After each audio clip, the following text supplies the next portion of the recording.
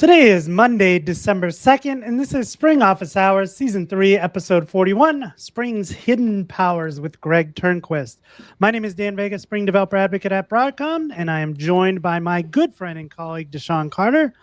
DaShaun, how's it going? It's wonderful. I am also a Spring Developer Advocate at Broadcom. I love my job. It's a great time to be a Spring developer. This is great. Like, it's December. 40, how many episodes? I just said that 41. It's December 2nd. I can't believe it's December. It feels like December out. It's very cold here. So that hit pretty quickly. I don't know about you. Yeah, I mean, it's 31 degrees outside here. I'm outside of Kansas City. I just got done with a run. Why am I sweaty when it's 30 degrees outside? And it's wild. It's wild time. I also got new glasses. I got new glasses, and these glasses, I can actually read the screen now. So these glasses are set up. I have a bunch of screens around me, and these are the glasses that are designed for the screen distance. And I can read the screen. This is amazing. So I feel like I got a whole new setup. Not only are they functional, but they look good. You're looking stylish. Well, thank you. So now I've got two pairs of glasses. I got my near and far progressives, and I've got these glasses that are just for my little setup here, and it's great. You know what else I got? I ordered a new M4, so I can sit at the lunch table with the cool kids. Ooh, that should be here. Yeah, any day. I've got mine. Mine's all like set up. It's fully working now. It's awesome. I got the black one, like the space black. I don't know what exact color it is, but I love this color. It looks so much better than like the silver one. So having a lot of fun setting that up over the We got people joining in. So we got ARM64 stuff, loud and proud. I've also been working with ESX on ARM64. I've got an Ampere dev kit. So all sorts of fun stuff happening. Oh, other thing is I'm doing a webinar with Zadida all about ARM64. It's not really ARM64. It's just like AI out on the edge. I know that AI is a topic that a lot of people are talking about these days. And I'm going to do a webinar later this week with our friends over at Zadida and Wallaroo about these computer vision use cases out on the edge, where you got computers out, looking at parking lots and forests and farms, and what are they doing to open gates and close gates, and is there any fire? Those kind of things.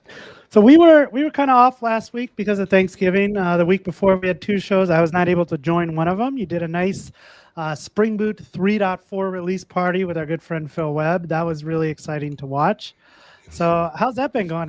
You hearing anybody excited about 3.4? What have you been hearing lately? I was really most excited about the number of people that are able to upgrade so quickly.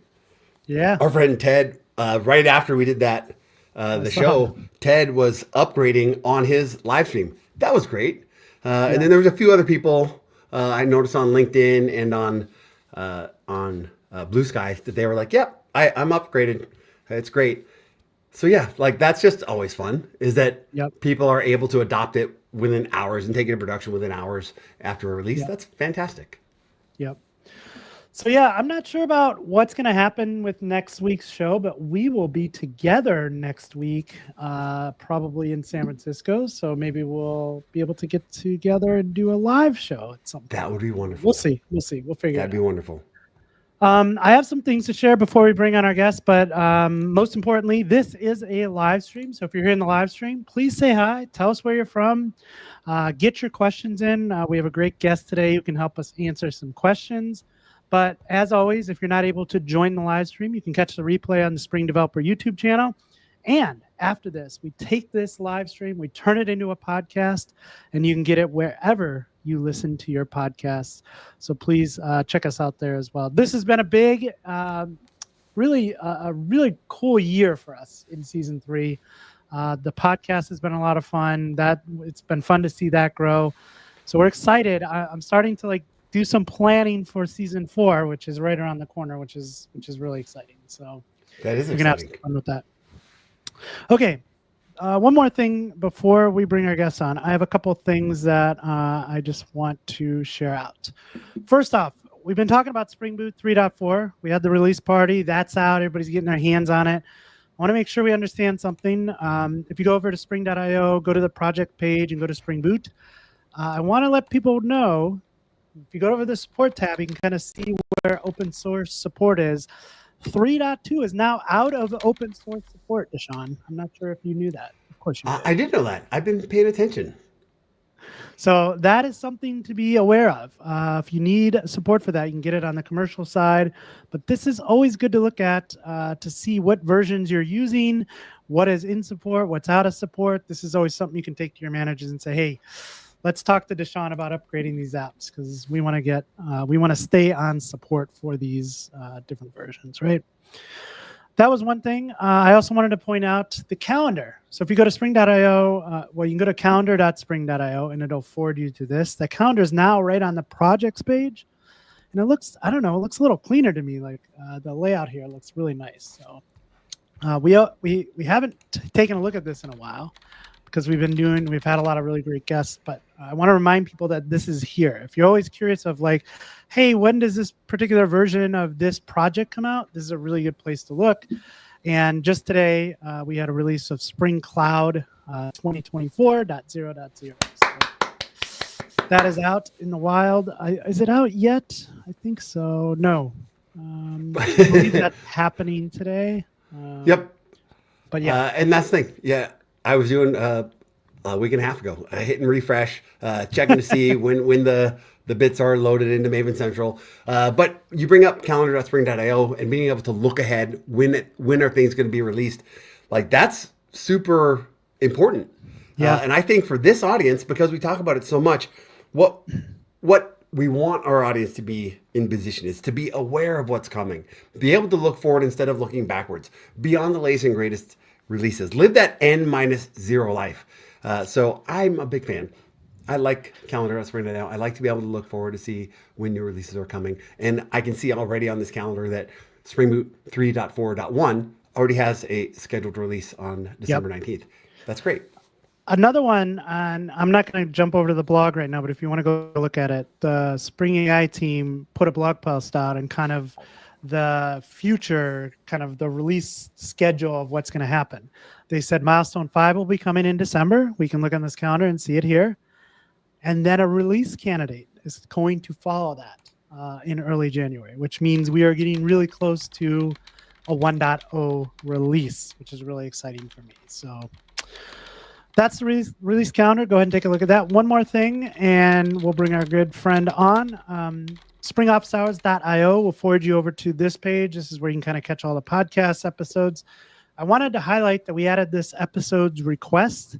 This is a form you can fill out if you're interested in submitting a topic that you'd like to see us cover or a guest you'd like to see us have on. We will go through these. We are planning out season 4 already, so really looking forward to that come the new year. So if you want to get a suggestion in there, go ahead and fill that form out and we'll take a look at it. Cool. With that, I think it's time to bring on our good friend who really does not need an introduction. Yes. It is our good friend, Greg Turnquist. Greg, how are you doing? Yes. Hey, how's it going, guys? It's going great. See you. Really good to see you. Like I said in kind of pre-show, it's been a while since we've had a chance to talk face-to-face. We talk via other communication. Yeah. I got to hang. I'm not bragging or anything, but I got to hang out with Greg. You did. That's right. Yes. It was for Thanksgiving. I happened to be in the Bay Area doing training, and I went up to visit Josh. And then 5 minutes after I hop into my Uber ride to get up there, he's like, we're originally going to live stream. He's like, well, sounds good to me, but change of plans. DaShaun's coming in, and we're going to go hang out at this speakeasy pub that he knows about. And so I was like, well, if you told me that, I would have left my backpack in my room. But no hard feelings, so I got to rub elbows with DaShaun just a week ago, and that was awesome. And you told me you jumped in not an Uber either, right? You jumped in a Wemo. Oh, okay. Well, I took an Uber to get up to Josh's place, but at that point, Josh said, okay, after enough hanging out, it's time to go to this place. We got into Waymo. And Waymo. Yeah. I did not process what that was.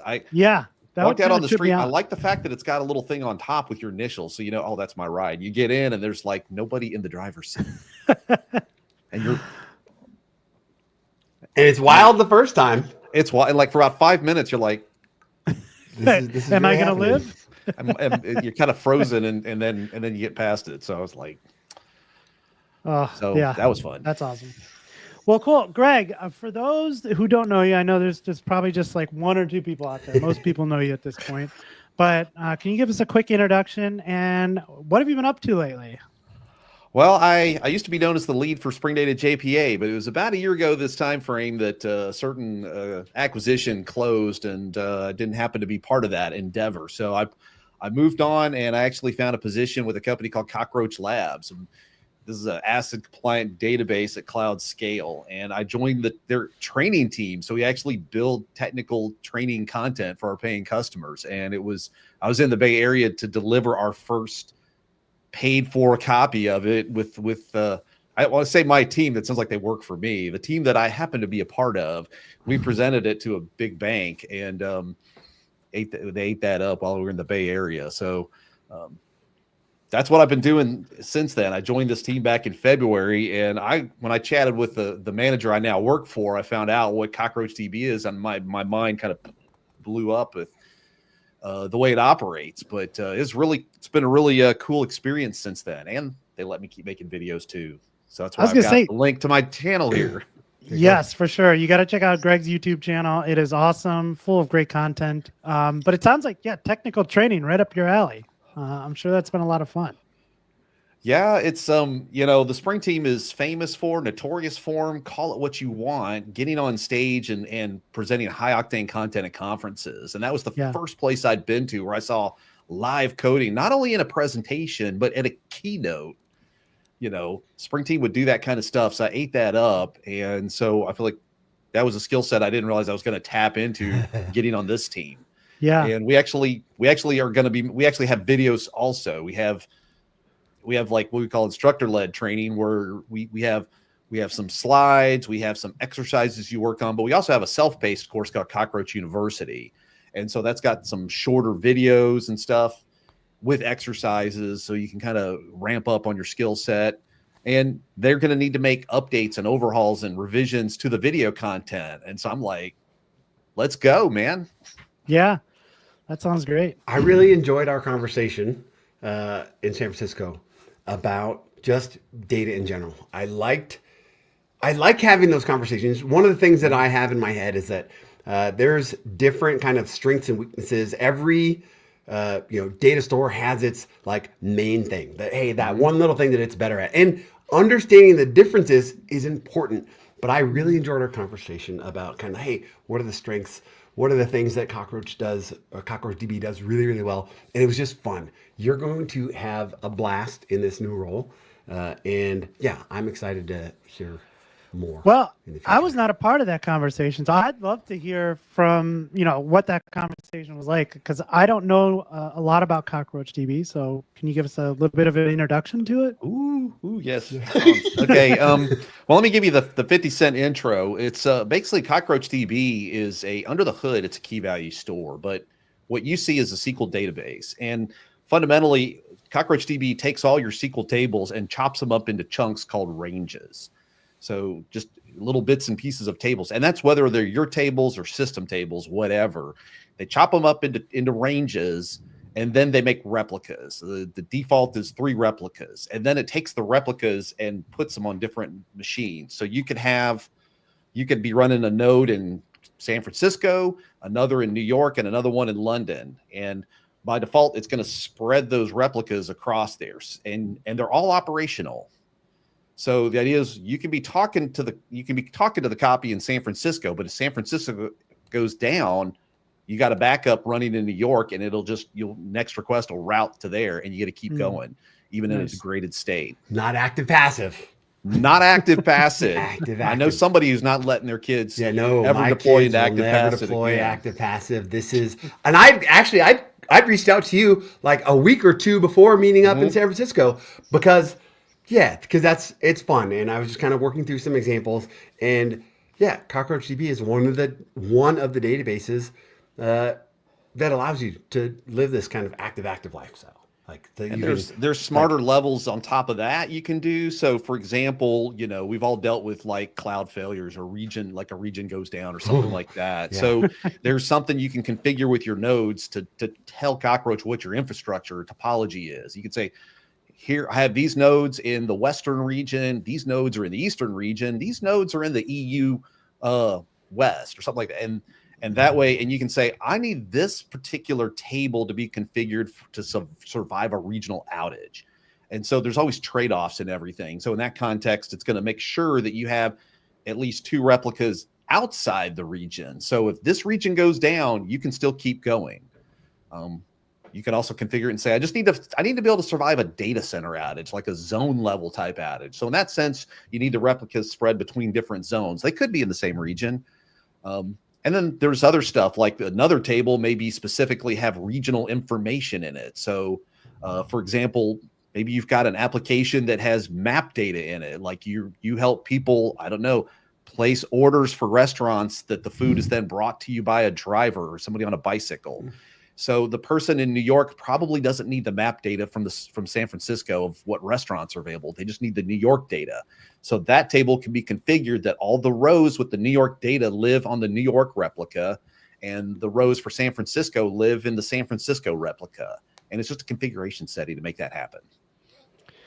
So you mentioned this is a key value store. So for those of us who are used to kind of working with traditional relational databases, what are some advantage for like a key value store? Like when would I reach for something like Cockroach? Well, and to be clear, what I mean by that is that's essentially, it is a SQL database. This is an internal implementation detail, I'll call that. So what it means is that basically under the hood, there's keys. So every table is basically is stored in the key that's sorted by key. So that means if you're looking for a given row, it can very quickly find the row because it can use a binary search. Nice. So if you've got the key of the table, it can jump to the halfway point and throw away half the database to figure out which way to go. Nice. So it can find it very quickly. And then the value is just all the columns in the table kind of smushed together in a serialization format.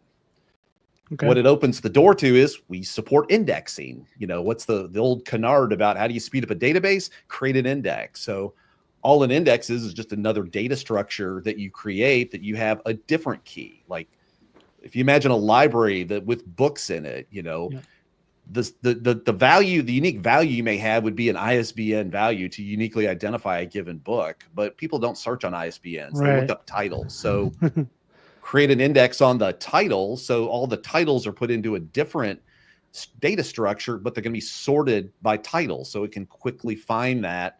And the value is going to have the key back in the original table to tell you where to actually go get that. So there's some really cool things that come out of this, right? In our conversation. So for Dan, who's done relational databases and understands relational database, he gets to use a relational database, but the underlying mechanisms for how it's set up is a key value store. And one of the really cool things, you were talking about an example where the customer like, don't I have to do an order by? Because it's a key value store, the results come back sorted. Yeah, and this was a question that actually popped up in our presentation. So when you write a select statement, the ordering is actually, you know, it's not specified in the spec. Instead, it's whatever the carrier or the vendor decides to implement. In this sense, if I'm going to select from the table, whatever, and it's going to give me, and here's where you have to be careful with that. It will come back ordered by primary key.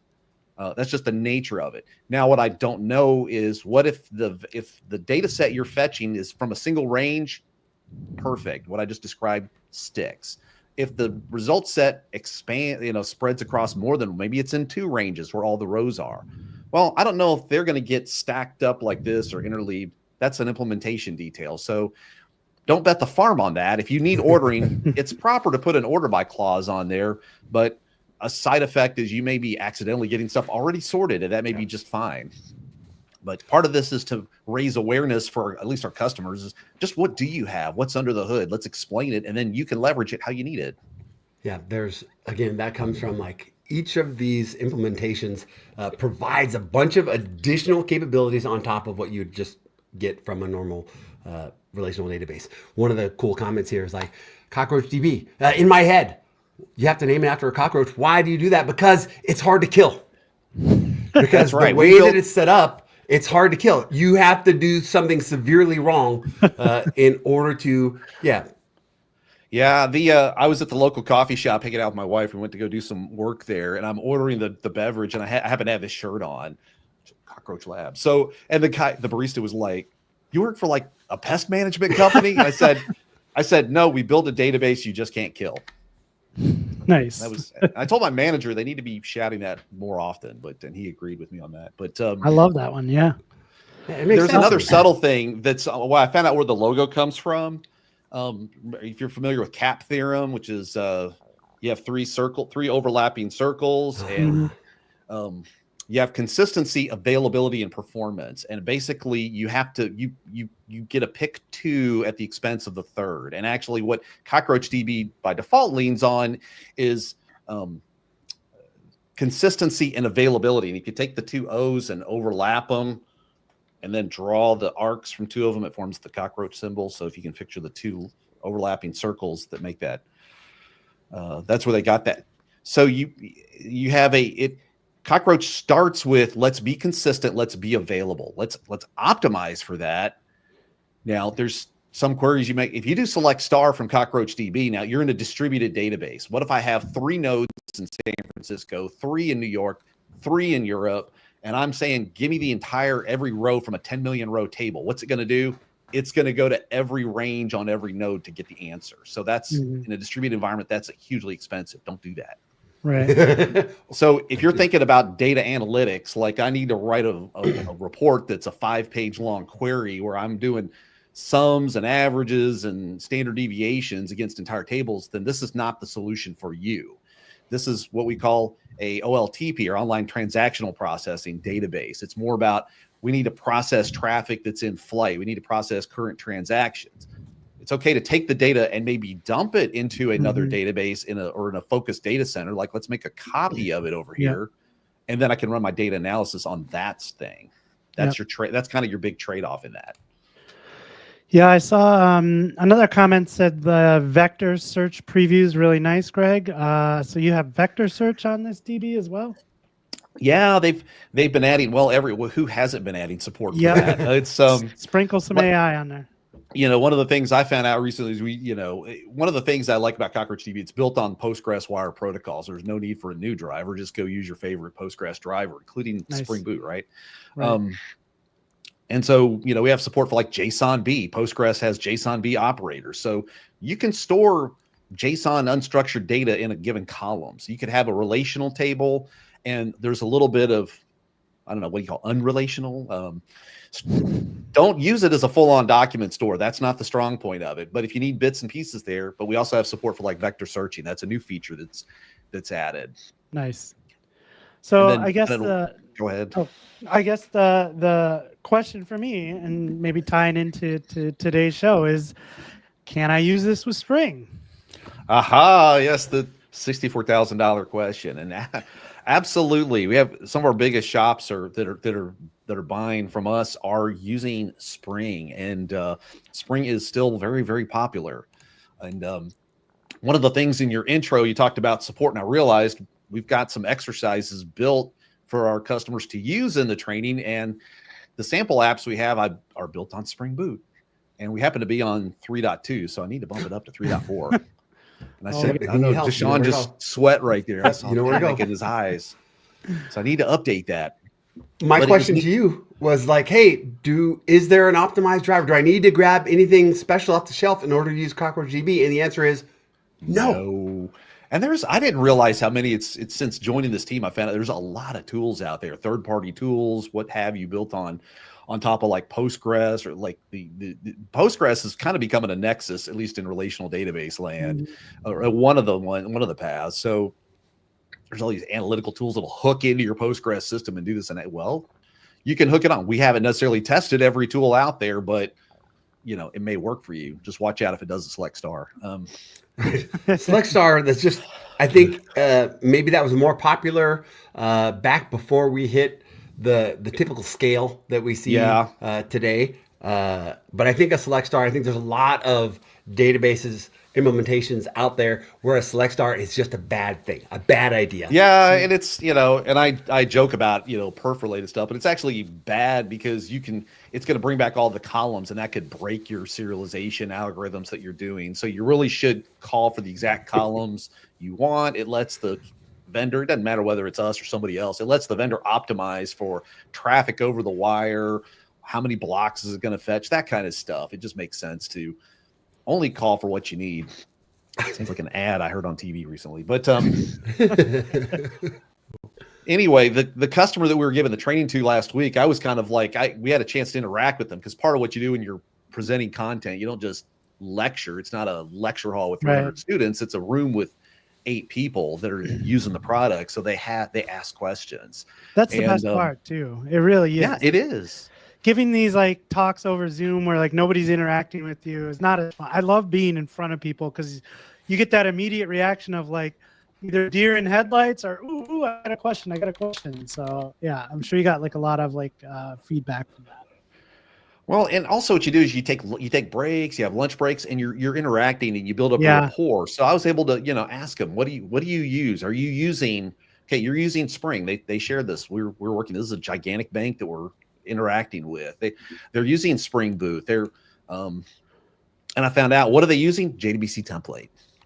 I was like, are you using JPA? No, we're using JdbcTemplate. They are going in, and with every query they're writing, they're optimizing the heck out of it. And this is something, I've shared with other people. JPA is great, in my opinion, to a certain point, but you reach a point where I need to optimize it. I need to work with the DBA, or I need to work with the SQL specialist. Right. That person isn't going to know Hibernate or JPA necessarily. At least in this context, we're talking about high performance. It becomes an impedance mismatch if I need to bring in this third-party technology. And these people know SQL, so we're giving them tips, and we're also advising them on this is a distributed environment. So this is a huge bank that they had a microservice that just had to give a yes or no answer to whether or not a given transaction is to be authorized. So they would have this request come in, they go tally up numbers, whatever. They have to figure out, okay, are you clear to do this transaction? Yes or no. Their margin for the entire transaction was 300 milliseconds. And so they were like, JdbcTemplate does exactly what they need. They need to write a SQL statement. They need to tune it. They need to process the results. In this case, whatever, get out a single value and hand it back. And they didn't need anything else. Well, if I was there, one question I would have had for him is, are you on 3.2? Because JDBC client is much easier to use than JdbcTemplate. Well, I asked him, I said, have you looked at JDBC client yet? Because in some of the training and stuff, I was demonstrating JDBC client because that is a slick API. Right. Some of the areas I had to veer away from JDBC client because it doesn't yet quite have support for batch updates. So right. If you're writing a select for one return value, that's just a chef's kiss type thing. But when you start wanting to tap into batch APIs, or we showed them tactics for, okay, you've got a distributed database, you're in flight, but now you need to insert 100,000 rows. Now what do you do? Well, if you issue either an update or an insert of that magnitude, what it's going to do is it's going to lock the table in that context, because it needs to maintain consistency. So it's going to tell everybody else, hold on, I'm in the middle of something, just wait a little bit.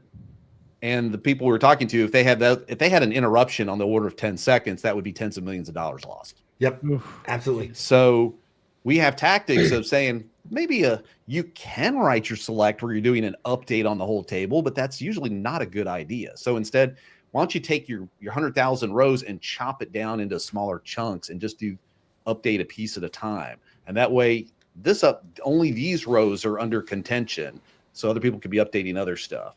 And then do your next chunk, and then your next chunk, and so on and so forth. This is powerful. Like just that. Mm-hmm. That conversation that you have with the customer, this is powerful when you understand the implementation details, when you understand the strengths and weaknesses of the decisions that went into the architecture. Somebody chose CockroachDB, and here you are. Now you've got it. You're going to use it for all these reasons. But when you try to bring these other use cases in, like updating 100,000 rows, when you try to bring that into the mix, you've got to understand the outcomes, understand what that means. and bringing it back with Spring and Spring Boot. One of the nice things that we have, one of the cool capabilities, is sometimes that OLAP versus the OLTP, you have different systems for different use cases, and you can combine them really easily. We're doing this conversation on AI, and there was a question about are the embeddings ready for CockroachDB? But bring AI where we're seeing a lot of conversations like these. How do I bring in multiple models? How do I use multiple models at the same time? And the same question comes up with databases. How do I use multiple databases? How do I, whether it's just caching or I've got different use cases. I got a graph database combined with a relational database. How do you do that? Spring makes it easy. Spring makes it super simple, and we were able to actually have the conversation to the point of, do you need to use JDBC batch API? Or I was showing them how to use the unnest function, which was something that was relatively new to my understanding. I don't see a lot of that. And at that point, the batch API is very easy to read and comprehend, but there's a trade-off. If you use an unnest function for the same chunk of inserts or what have you, the unnest is more efficient, but a little harder to grok. You're sitting there using JDBC array bindings to kind of sneak in a chunk of data in multiple columns. And it's really, so it's like, if you're having to squeeze every millisecond out, you use one thing. And if it's not as that vital, well, then use this other thing. You have multiple options. You brought up that this is a term that I'm not familiar with. Unnest. What is this? Tell me. That sounds like a hidden gem to me. Yeah, I found some of the stuff. Here's the thing. Why are we even using SQL? Okay. Why? Because everybody knows SQL. I'd found out when they started CockroachDB, that was not a decision on day one to make it a SQL API. The idea is, let's build this data store. Let's build a way to store data. Let's make it scalable and cloud ready. But that was not on day one that they decided SQL, but they later did go for that. And I'm glad that they did, because we've had SQL for 50 years. Everybody loves SQL. Data analysts, program managers, these people can write reports, whatever. And so with that, it's a sizzler. And so I've found out about stuff like CTEs, common table expressions, is something that got added to the JPA spec, or got added to Hibernate last year. So I was like, I added that to the JPA parser that we had in Spring Data last year. And then I went and looked it up. Well, that's been around since 2001. I'm like, so there's this thing called the unnest function, which is basically if you have a SQL array as a bound argument, it's a single value, but it's an array. The unnest function unpacks it into a set of rows. Okay. And then, so the whole thing is essentially, if you imagine I got a spreadsheet, maybe it's a CSV file or Excel file, whatever, and I've got 10 rows. Well, I can take a given column of values out, stick them into a SQL array, take another column, put them in another array, and feed it as two values. And the unnest function will unpack it and multiplex it back together for me. Okay. SQL. So it's harder to grok. It's a little harder to read, but it's incredibly performant. Okay. That makes sense. One of the things that I kind of picked up out of there that I really liked is they didn't just reach for JPA to use JPA, because JPA is great. But one of the things that we get a lot of questions on is like, we don't have a lot of engineers who really understand Hibernate, but we're using JPA. And that's tough, because while it's easy to get started with, when you run into some issues, trying to debug some of the things that are going on underneath the hood are not so easy. So I love that you pick the right tool for the right job and not just what everybody else is using at this time, right? And I guess I know you've done a lot of videos on this. People have asked you about this. I'm starting a new project. Do I use traditional SQL? Do I use JDBC client and template? Do I use Spring Data JPA? How do you kind of look at that when you're trying to figure that out? Well, and this was the presentation that I made at the Spring One conference last year was kind of like, what do you pick? Because now what do we have? We got JDBC template, JDBC client, Spring Data JPA, Spring Data JDBC, Spring Data R2DBC, R2DBC template. Where do you go? And I was trying to provide a sort of a decoder ring of what to do. And it's like, if you know all the SQL that you want to write, then it may be okay to just set JPA on the shelf, okay, and go in and pick the other options. There's other factors in there, like, for example, the JPA spec is evolving, but very slowly. So if you're thinking about, I need some of the latest features, JPA query language or Hibernate query language probably isn't going to have, for example, the unnest function in it. You're going to have to cut over to native operations and do that. And so in JPA, you can say this query is native. This is not a Hibernate query. This is a native query. Right. And at that point, you're kind of jumping over the entire stack. At your escape hatch and just getting in at the last second to send that to the entity manager. Yep. So, I mean, to just put all my cards on the table, JdbcTemplate was my gate drug into Spring Framework back in the mid 2000s. It happens. Yep. Yeah, and I've been a big fan over the last 2 years of Spring Data JDBC because it kind of combines both of those. It kind of, I don't have to know everything that's happening in Hibernate, but I can still like model my entities, if you will, and have it create a repository to do all of that like functional business logic that I don't want to write, like all the CRUD stuff. Right. Spring Data JDBC to me has got more upside in that they can evolve that. They're not bound to the inertia of a given spec to do that as long as they're working with JDBC, which everything works with JDBC. I mean, come on. Yep. So and with the magic of Spring Boot, since this is really it's a Spring Boot app, it's not a Spring Data JDBC app or whatever, is you can use more than one solution. And that's what I've told people multiple times is, okay, I can define a repository. I can define these 80% operations, CRUD ops that I need, the simple stuff that I need. But now when I get into more refined queries, I can go to my service layer and say, okay, I want to auto inject a JdbcTemplate or JDBC client. I'm going to use that as far as I can. You know, one of the interview questions I had was I had to do a coding presentation. So I use Spring Data JPA in Boot to demonstrate it. And then one of the people that was interviewing me asked me if I was familiar with something called follower reads. And I said, I have never heard of that in my life. Me either. So if you take a step back, I mentioned your table gets chopped up into ranges and replicas are made. So imagine there's three copies of a given row floating around in the cluster.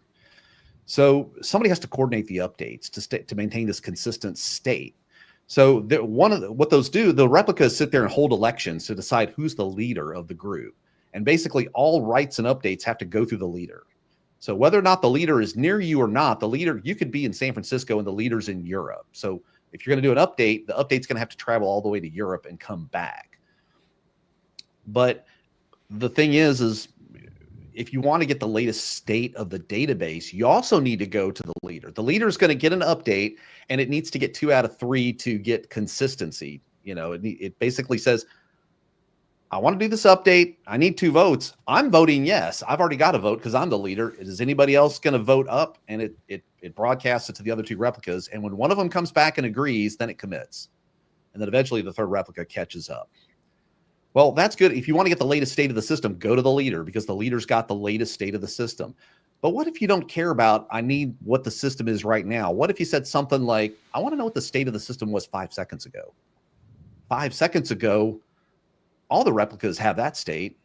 So if I'm in San Francisco and the leader's in Europe, I could just sit there and say, well, I want the answer to this select statement, but I'm willing to get the answer from the nearest replica.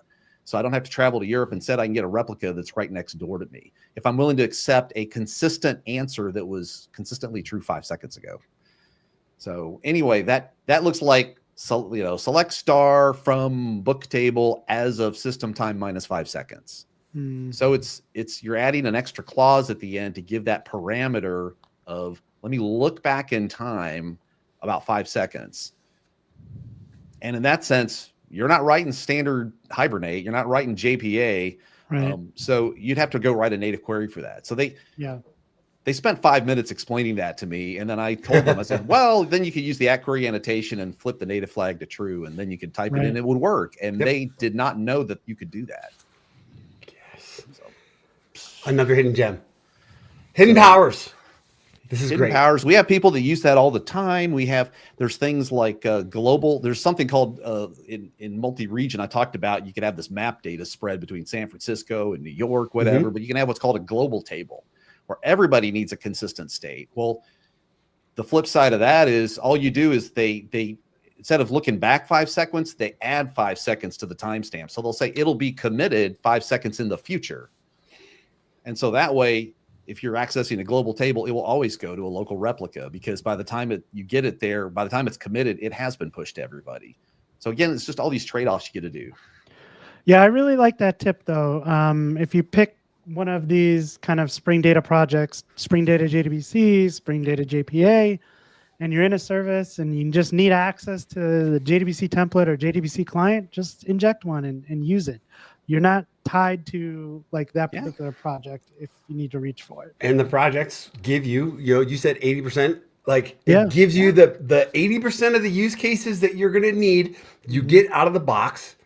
And if you do need to dig in, you do need one of those, capabilities, features, functionality that's built into a specific data store. You can access it. Still, you have an escape hatch to go and access that specific. You brought up functionality. reports earlier. I can just imagine, like, if I have like these entities and they're tied together, trying to write reports for that always gets like mind numbing. So just grab a JDBC client and write some raw SQL to generate that report. Multi-line strings for the win. Yes. Oh man, that's so nice. That's all I do now. I instantly go. I don't care if it's a one-liner. It's a multi-line string in my app. Yep. So and the other thing is if you're fetching now what the current state of the system is, there's locks, there's transactions in flight, there's consistency shall be maintained. So if you're like, this is a data warehouse query that you're writing, again, you have to figure out, does this actually fit the database that I'm doing, or am I going to too many replicas, too many nodes to figure it out? But if that's not a problem, you can always say, I need to run this system report based on the data 10 seconds ago. And at the point when you're reading an older copy of the data, there's no contention. There's no locks to contend with. You can look to a nearer copy to reduce latency, and you're able to know that nobody's going to be locking you or blocking you. So it's just going to be generally better throughput. So there's scenarios where I need to fetch this data from 5 seconds ago, but now I can act on it in the current time. Yep. Now, we were talking kind of before, and you mentioned JDBC templates. You kind of got some insights from this customer training on JDBC template, but also combining that with Spring Retry and some transaction management. Right. Well, there's something that we also have to train for, and that's the fact that CockroachDB defaults to an isolation level of serializable. Now, probably a lot of people are like, what the heck is that? So in the land of relational databases, what's been around forever is called ACID, ACID, or atomic, consistent, isolated, and durable. These are the characteristics that we, relish. And one of them is we really like transactions. We know transactions are popular because all the NoSQL stores are adding transactional support if they haven't already. I watched a fun colleague of mine contend with MongoDB and having to implement support for transactions on that. Yikes. So people want to do their transactions. They need to do locks, but most databases out there are using what's called their default to read committed isolation. And what does that mean? That means that in your transaction, whatever you're selecting against, you're going to select against whatever the current committed state is. That's what you're reading, is what its committed state is. Well, it's possible that you started a transaction and read a table, and based on the value, you're making a decision to do an update. Well, you do a read, somebody else comes in, and they do some update on that row. And then when you get to here, well, you assumed it was here, but it changed here. So when you actually do the update's wrong for some reason, and it generates what's called a data anomaly. And there's like a matrix of all these things. There's things like phantom reads or unrepeatable reads. There's like a dozen of these. So there's another isolation level that's stiffer called serializable, way at the top. And what that means is two given transactions that are vying for the same rows, whatever, they have to appear as if one happened completely before the other. You can't have anything where it looks like this, where one started, this one completed, and this one finished. So what happens is if you get in a scenario where somehow you started fetching something, but somebody else came in and updated, you may get an exception thrown at you called a retry exception, saying, I need to retry this. Something changed. Somebody else was successful. They beat me to the punch. If I retry, I'll be able to read the updated state of the database and make a more informed decision, okay? So when you use serializable, which is what we default to, and protect your data, remember consistent data, or protecting from data anomalies, then you get a retry error. Well, what do you do if you need a retry error? You reach for Spring Retry. Yeah, you can just put an annotation on with was it at retry or at retryable on a given method, and they're actually, and this is something I didn't know, but the people in the training class did know, is At Query and at Retry both have ordering on them. So it ensures that the retry is happening outside the transactional boundary. And you can configure it to say, I need to retry this. Here's the conditions I need to retry it. Here's how many times I want to attempt it, maybe 3 times. And I want an exponential backoff algorithm to kick in. All that stuff comes for free if you use Spring Retry. That's awesome. And our customer was sitting there using, they were already using, I was bringing it up as a potential thing to look into. I was trying to decide how much to put into our training material. And I decided not to put that in as, it's one more thing somebody would have to grok, but they were already using it. So they informed me, hey, it's already ordered, and I said, fantastic. They've already figured out the power of Spring and boom, there they go. That's awesome. Cool. I think, go ahead, DaShaun. A couple of comments. Kat is here. Thanks for joining us, Kat. She said, hey, can we use Juke instead of JPA with CockroachDB? You better bet your bottom dollar you can. If it's basically Postgres driver with JDBC, anything that sits on top of that, which is everything, you can use that. So Juke runs on JDBC. JPA runs on JDBC, people, if you didn't know that. Whatever your preferred toolkit is. I've seen code JDBI, maybe something you may have never heard of, but nope. JDBI, I've never heard of it. It's a toolkit. It's got kind of a neat style. It's just not heavily adopted, and that was the basis. That was the origin for the first implementation of the R2 DBC client that Ben Hale built. He was inspired by JDBI. So anyway, it's whatever you're using. It's just basically it's a URL, and it's a Postgres JDBC URL that you feed into your tool, and you can talk to CockroachDB.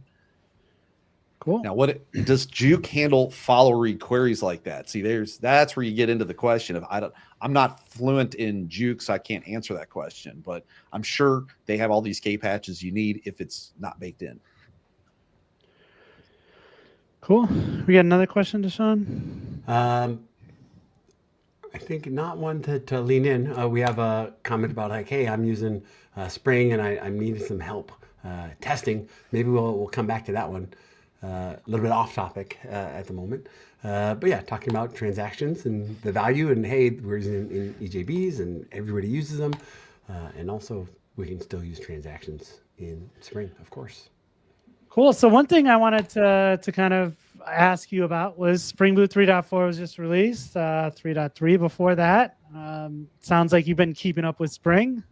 Anything on your radar? Anything you're excited about? I don't know. I just like seeing how they're advancing stuff like the JBC client and like the REST client. I remember being at a 2008 Spring experience, and that's when Aryan, kind of unveiled the first REST template, and it was edgy and trendy then, and now it's venerable and well respected. And so I like seeing the kind of pushing the boundaries with the Fluent APIs. So I'm curious to see how that's tracking. And I'm like, holy smokes, I need to catch up because I'm like 2 minor versions behind. How about, I know a big topic that we always talk about is AI. Have you, where are you at with AI? What have you been playing with it at all? How's it, is it in your workflow at all? Oh yeah. Oh, for sure. First of all, it's starting to take Google's lunch money and just as a search engine, as I can go there and get some kind of answer, and I'd be like, you just told me something. Now, is it real? Give me the link for where you found that, so I can go double check it. And sometimes I'm learning the lingo. Sometimes it hallucinates. Yep. And sometimes it doesn't. It's very apologetic when you confront it on that. So. Yes. Oh, I'm sorry. Let me go try that again. You're absolutely like instant. Oh, you're very right. I'm sorry. Let me conjure something else up. Some are. Not all of the large language models are apologetic. Some are much nicer than others. My teammate wrote us a prompt, and I mean the prompt is about this long. And so I'm learning. I was like learning how to write prompts, and it's like, here's what I'm doing. This is the context. Here's what and I need the answer to be like this. So we have, the course we were presenting is our application developer class. So this is how app developers, what they need to know about CockroachDB. But we're going to have an operations class that we're building now. So we've made a kind of a high level list of here's the main categories, here's the subtopics we're going to cover. And we can talk to the AI tools that have ingested all of our documentation. And so we're able to sit there and say, okay, I need you to give me a roughed out training course. Here's the platform we use for hosting our exercises on. It's markdown format. Yep. We also use Reveal.js and ASCII Doctor for our Nice. slide content. Oh, look at you. That's right. That way you can put it all under source control, right? Yeah. So who wants to put a Keynote deck under source control? And that's one of my contributions. We started in Markdown, and I convinced them that we should go to ASCII Doctor. All right. That you're I don't know if using I have the Reveal.js prompt on. and ASCII Doctor. That's something I might need to look into. I'm a big fan of Reveal.js. Yeah, so I could just lay out. Here's what I need. Here's all the details. Here's the context. It doesn't matter if I make typos. So I've used both ChatGPT and I've used Claude AI. Mm-hmm. Claude is very nice from a technical perspective. So I could say, give me this thing in a markdown file, because that's what our exercise platform uses. And so I could tell it, this is the platform in ASCII Doctor. Give me a markdown file. So say, here you go. And it's all pre-formatted. And then I can go in, I can test it out. I can figure out what it made up that was ridiculous and correct it with the right stuff. It's like it gets me 60% of the way there in generating content. And then I can go back and parse it and fine tune it. Sometimes I can interact in the prompts and say, well, you set up the tables, you had the steps to go create the tables, but I'm actually going to create those in a background script. So just take that step out and regenerate, and it'll go renumber everything, all the headers. And it helps to get stuff forward, but it doesn't remove the fact that somebody needs to know what this is. Somebody has to understand it and interact with the subject matter experts to go polish it up. Yeah, I'm also curious to hear your take on this, because I think you probably got a few years on me, but we've been doing this probably about similar amount of time. And one of the questions I always get from like junior engineers is like, why do I even bother? Like, I feel like AI is going to take my job at some point. Have you gotten that question from any like students, or what's your take on that? I think somebody just called me old, but I'll let it fly. You're not old. I have not, so the other thing I haven't gotten that question as much in programmer circles. Okay. Because I feel like unless you're talking to somebody that's right in the middle of college or boot camp, I don't hear it as much. Instead, there's a much more deeper interest as in how are you using it, or how, what kind of curveballs did you get? Because the thing that's circulating is we're all learning what's this prompt stuff. Okay, I need to write better prompts. If I write a 1-sentence prompt, I'm not going to get a lot of what I'm looking for. But the more I can flesh it out, it can seem to grok that. Yep. I joke about the what's the meme where the dad's talking to the kid, the boy, and he goes, "My daughter tells me you're a software engineer." And he goes, "Well, actually, I'm a prompt engineer." And the dad says, "You have 10 seconds to get out of my house."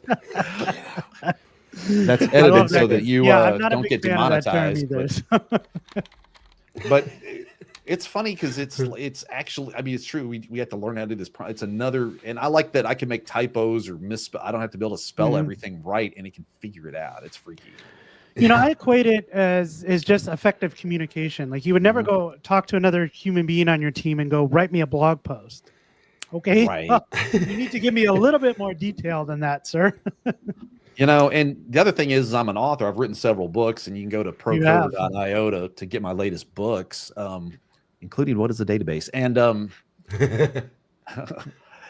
And so one of the things is my wife and I actually are also participate voluntarily with a particular writers conference called Kentucky Christian Writers Conference that's in our area, where we help run that event in our spare time. And that event was a couple months ago, and we had an AI panel. And a lot of what these fledgling authors are just wanting to know is they want the short answer on what is this AI stuff? What can it help me?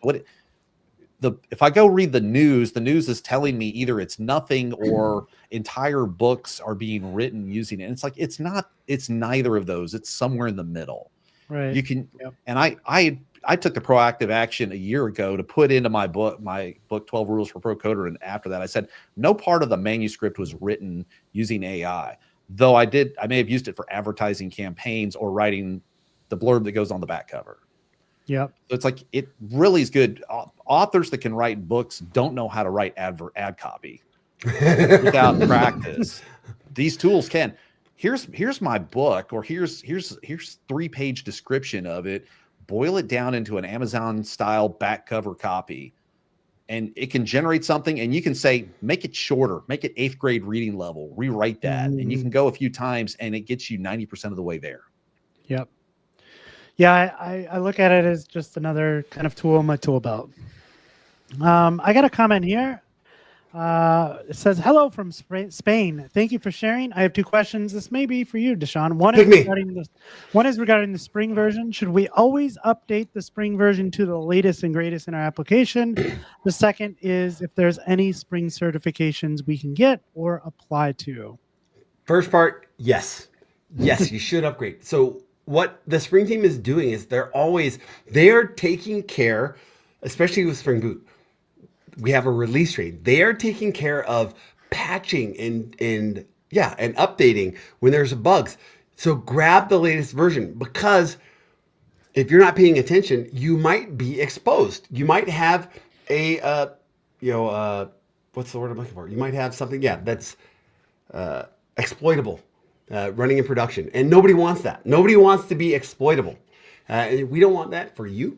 We don't want that for your customers. So upgrading, being on the latest and greatest version, for one, you're going to get the patches. You're going to cover the CVEs for not just Spring, but also those other dependencies that you might be pulling in from the release train. So security, that's valuable, be on the latest version. But also there's the performance, right? There's benefits, there's fixes with the latest versions. So Spring 3.4.0 has also performance benefits that you might not have if you're using older versions of Spring. So that's the second reason. Security's first, performance the second, and then the last one that I like to point out is the developers benefits, right? All the developer experience things, right? Get the latest language features, get the latest tips, get the latest, the latest versions of the methods. Get all of that. Be on the latest and greatest version. Nobody ever spends years working on a new thing and says, hey, use the one that we had 2 years ago. Yeah, and I think one thing we talk to customers a lot and developers a lot about is like maybe the day of you don't switch over to the newest version, but have a plan. Don't just like let it go and one day go, oh my gosh, we're 6 versions behind. We got to update everything. Like just have a plan in place to get to a specific version within a specific timeline. Right? This is, and even the day of, right? We saw a week and a half ago, we had people in the community that were upgrading the day of, and we've got customers, enterprise customers, Global 2000 companies, maybe not for everything, but for specific projects, they are on this continuous migration process where when a new release comes out, they have a plan. Right? If you're doing 200 million transactions a second, you don't want to be you don't want to be at risk, right? Because when a new CVE comes out, the bad actors, they're watching those databases just like we are, right? They're watching for the CVE just like we are when that CVE drops. And if it's on that scale of 1 to 10 and it's an 8, that means they have an opportunity to go and exploit people in the ecosystem. That's their call to action.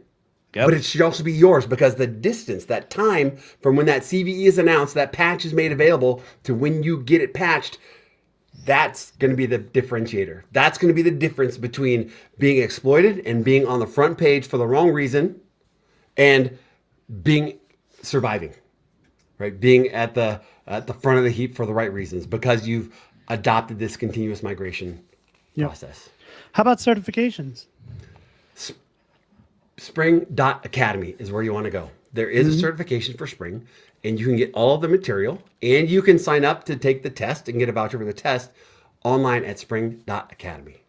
Perfect. Great questions. So I saw some other questions come in, but it looks like Greg was nice enough to answer them already. But one of the questions was, hey, does it support any other tech like Node, Laravel, etc.? And Greg said, yeah, supports any stack you have, as long as you have a connection through Postgres driver, Node, Python, whatever you have. Cool. Yeah, somebody asked about indexes too, or somebody was asking as well. Yep. Yeah, she's asking what options do we have on indexes, and it's like, shoot, yeah, we got powerful indexes. In fact, I mean, it is true that in fact the best way to speed up a database is through an index, and you need to do some of that because unless you're actually searching on the primary key, which, you know, I'm not going to delve into the details. You typically want to lean towards UUIDs instead of monotonic counters.